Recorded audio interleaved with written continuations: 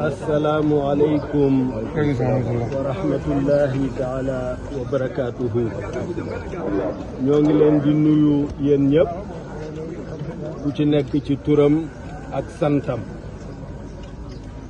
di nuyu taskatu xabaar yi fi teew nga xam ni suñu nuyoo bi jëm ci askan wi muy ñi nekk ci biir réew mi te teewuñu fii ci jumaay Muusante wala ñu nekk bitim réew danañu ci jot ndax yéen a leen koy jottali ak xarale yu bees yi. kon yéen li imam bi wax ci yéen muy journaliste yu responsable di informer di former di éduquer yéen la ñuy njëkk a ñaanal yàlla defal leen loolu te ngeen sax ci ndax mission bu rëy rëy la. société du am te weccoo xibaar amul. gis nga Pâques bii ñu génn juif yi ni ñu koy feetee mooy dañuy jël xale bu ndaw muy laaj rabbin bi ba Israël di génne Égypte di jóge ci njaam di dem ci liberté lu ko sabab rabbin bi di ko nettali de façon rituelle boobu li ñu ci jublu mooy mu firndeel importance su formation ak information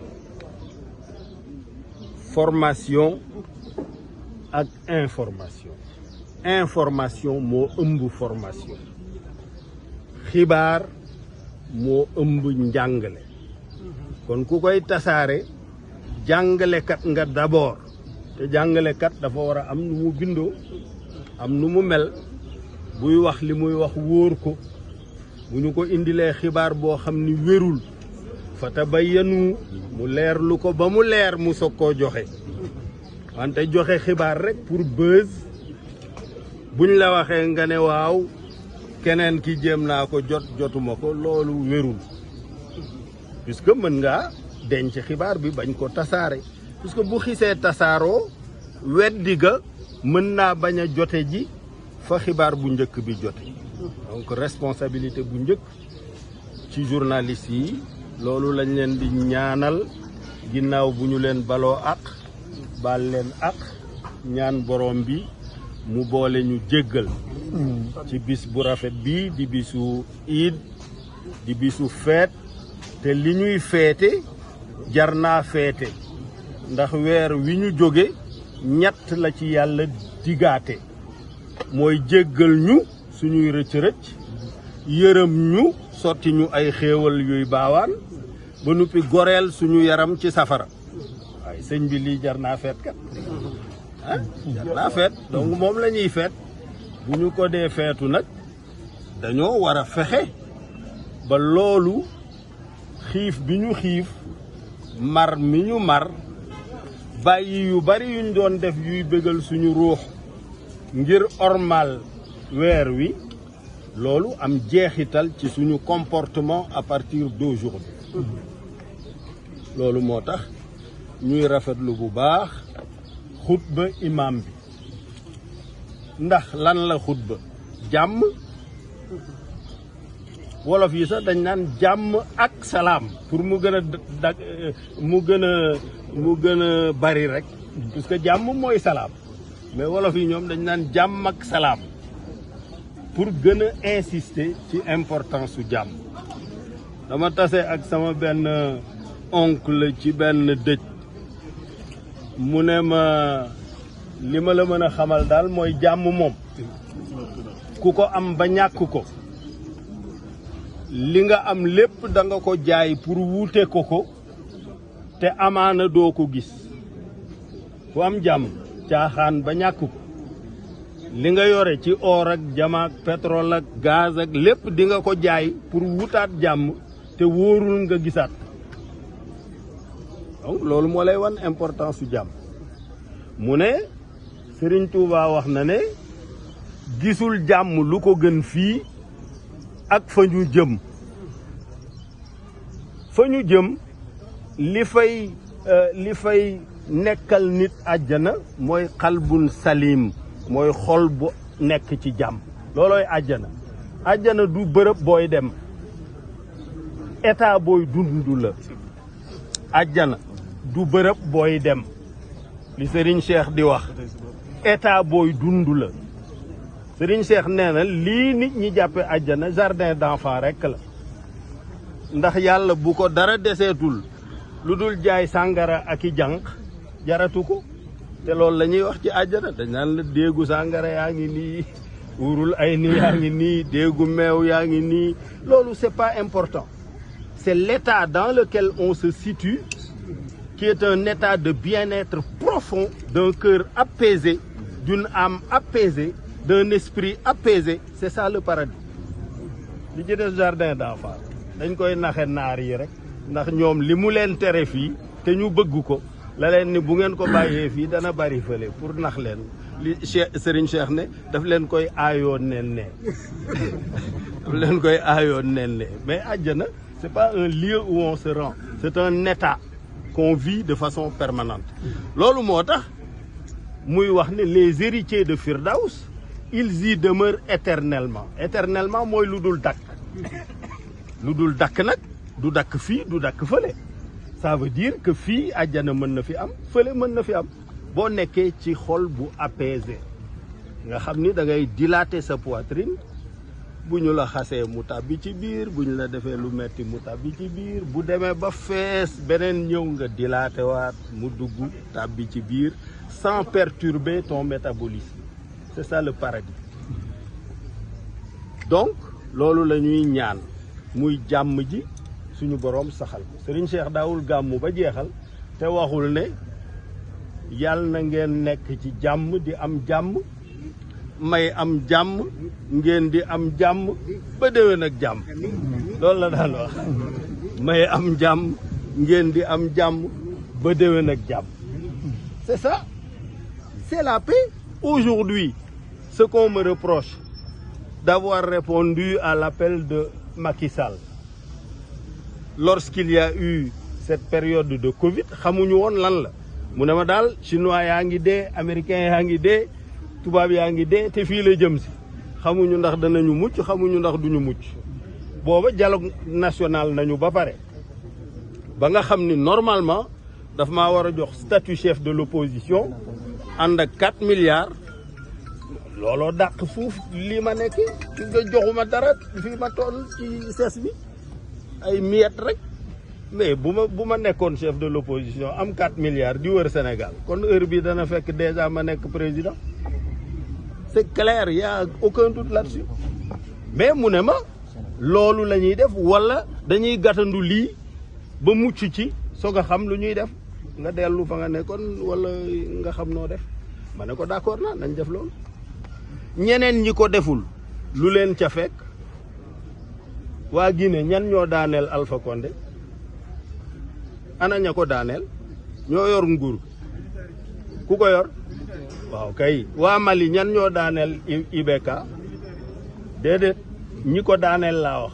ñoom imam Dicko la ak opposition bi ana ñu ñoo yor nguur ga ku ko yor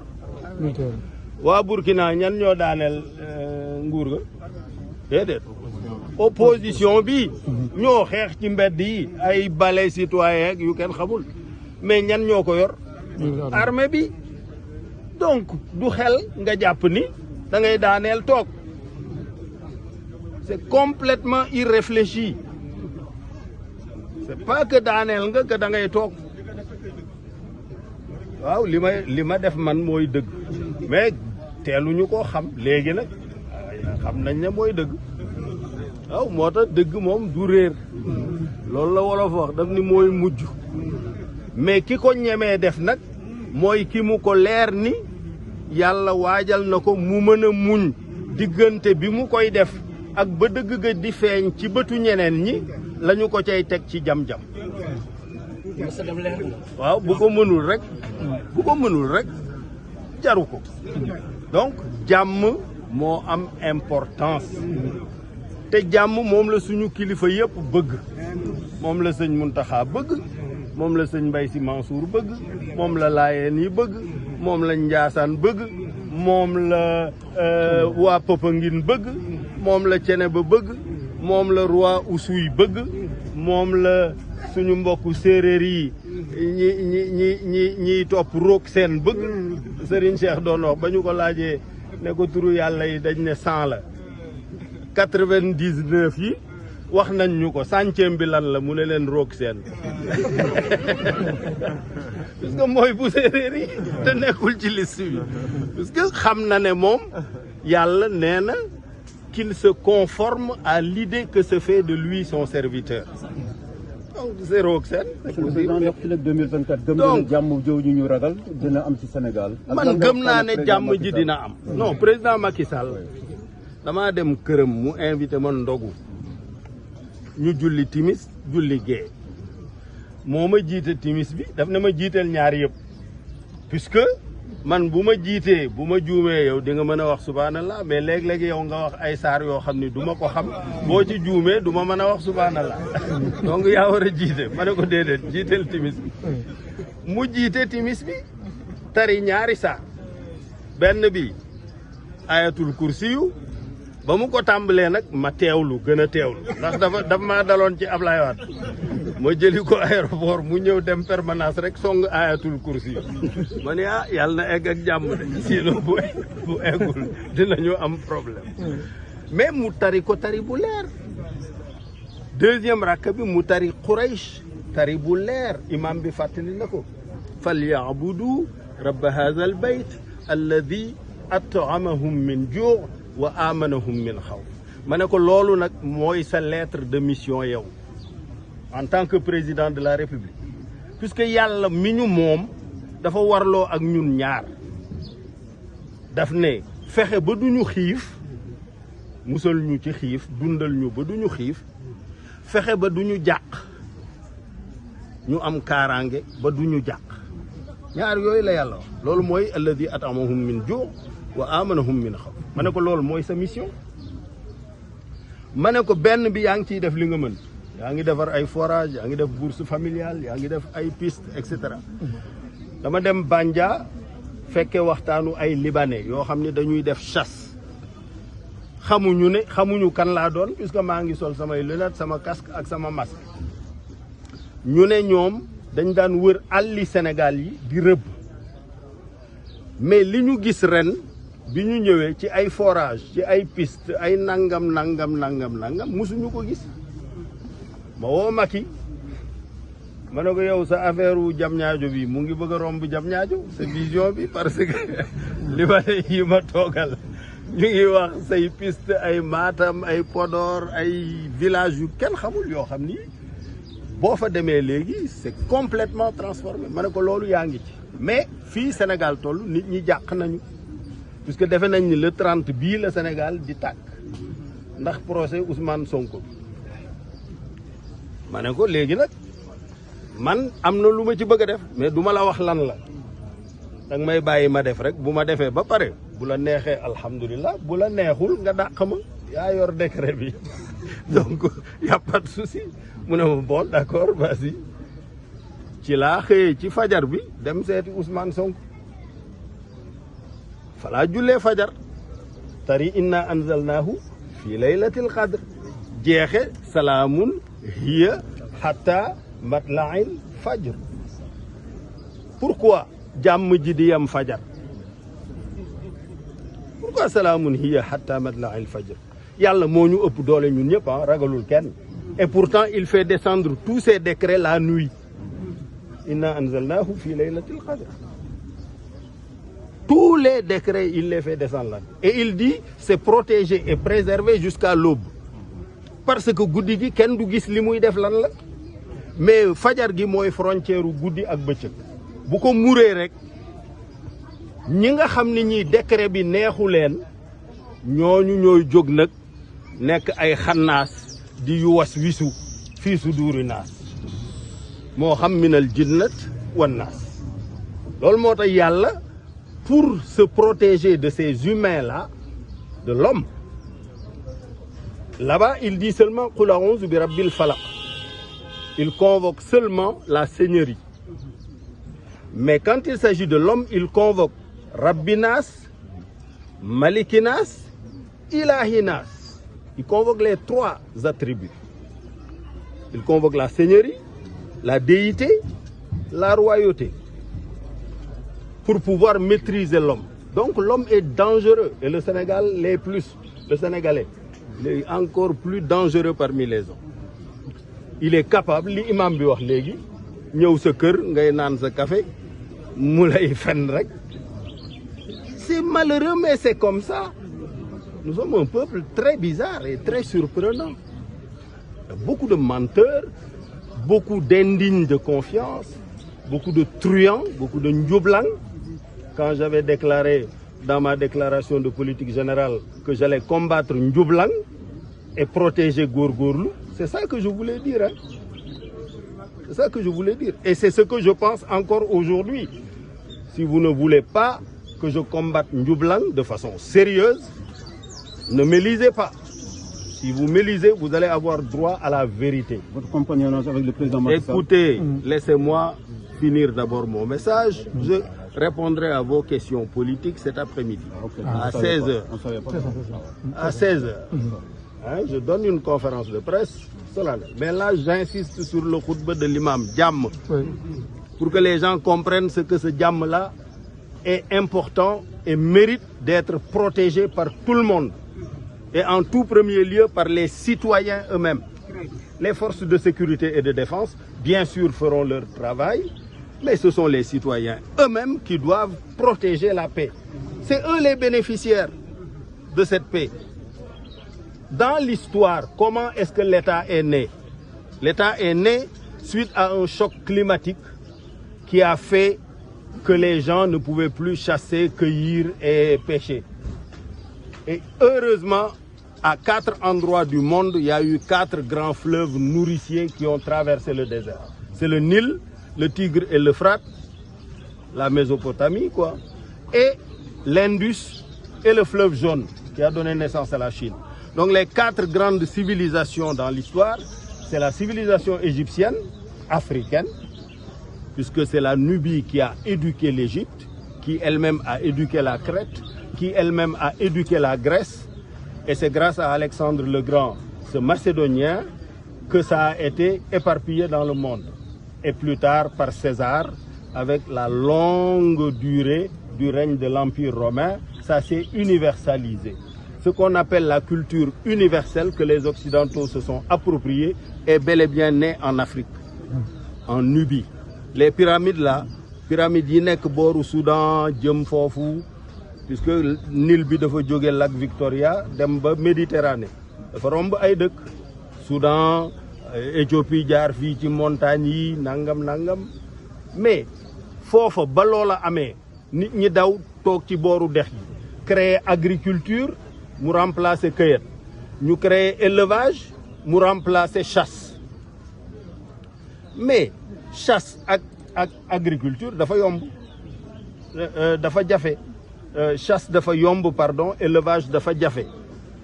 Cueillir dafa yomb, bay dafa jafe. Boo toogee di bay wala nga yeew sa gétt, am ñoo xam ni ñoom la ñu tàmmoon muy chasser, loola ca la ñu wëy. Ñuy ñëw di sàcc nag yeeg xar yeeg bëy yi, éleveurs yi, mooy vol de bétail. Ñëw bu ñu fekkee sa sàq fees ñu sàcc ko. Gaa yi dem ba sonn créer pharaon, Firawna mooy pharaon. Ñu ne buur bi ñaari fonction rek nga am. Benn bi mooy ndox mi jóge lac Victoria jëm si fii ci Égypte, ña nekk ca kaw bu ñu ko téye jëfandikoo ko ñoom rek, ñun ñi nekk ci suuf di loru. Ceux qui sont d'amont ne doivent pas retenir l'eau et empêcher à ceux qui sont d'aval d'en bénéficier. Deuxième fonction mooy ñun dañuy bay bi dafa laaj nga ruuj, dafa laaj nga jëmbat, dafa laaj nga toppatoo, après nga def sa sàq denc pour bu amee difficulté nga am loo jëfandikoo. Sàmm gi aussi dafa laaj nga yeew nag yi, yeew fas yi, yeew te dafa am ay bandi yoo xam ni ñoom la ñu tàmmoon ca ba ñuy rëbb rek loolu la ñu wéyal. Donc nga musal ñu ci ñooñu loolu mooy la première fonction de l'État, c'est provoquer la paix pour que ceux qui ont des activités économiques légitimes ne se préoccupent pas de leur sécurité. Loolu la. Donc les forces de sécurité et de défense là, judduwul tey de mu ngi judd moins 2800 avant Jésus-Christ, 3000 ans avant Jésus-Christ. Jésus-Christ il y a 2000 ans maintenant et 23 années. Donc ça fait plus de 5000 ans que les forces de sécurité et de défense existent. Te ni ko imam bi waxee yonent bi wax ko sallallahu alayhi wa sallam nee na ñaari bët yii daal ñoom du ñu gis safara ñoom. bët bi nga xam ni tuur na ranxooñ ndax dégg gi mu dégg samay wax